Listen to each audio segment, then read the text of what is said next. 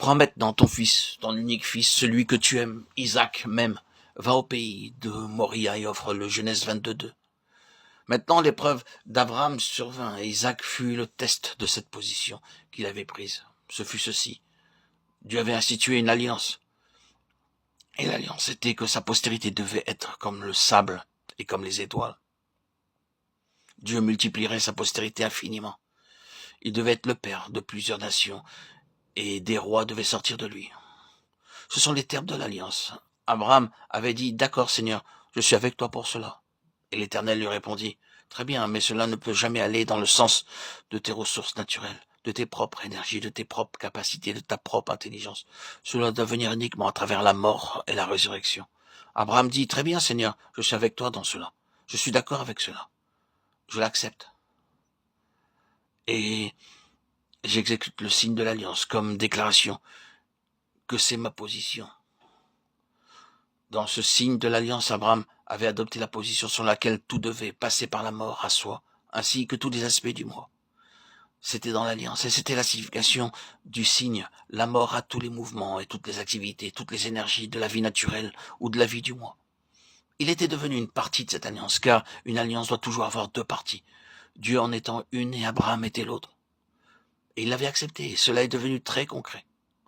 Oh, je souhaite vraiment que là, vous mettiez entre parenthèses cet autre symbole du Nouveau Testament qui va avec la circoncision, le baptême, car les deux choses vont ensemble dans le Nouveau Testament. Le baptême est le moyen chrétien de faire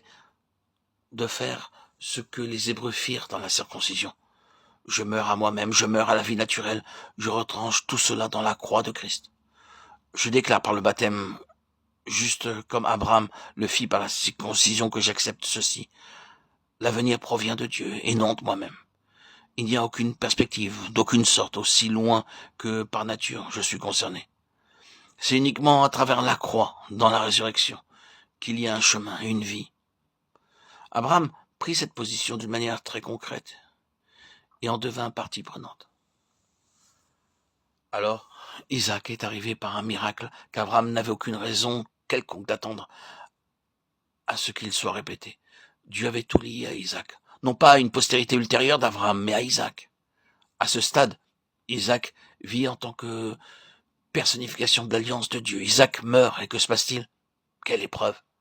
Maintenant, entre Dieu et Abraham se tient Isaac, et Isaac dit, Dieu est tout à cause de son alliance, ou point de Dieu et rien. C'est Dieu et tout, ou ce n'est rien du tout. Vous voyez, la promesse de cette multiplication de sa postérité avait été déjà donnée à plusieurs reprises. Mais l'accomplissement de cette promesse est seulement venu par le fait qu'Isaac était offert.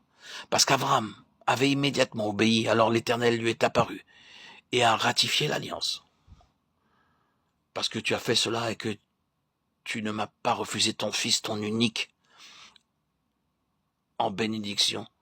Je te bénirai et en multipliant, je multiplierai ta postérité comme les étoiles des cieux. Genèse 22:16.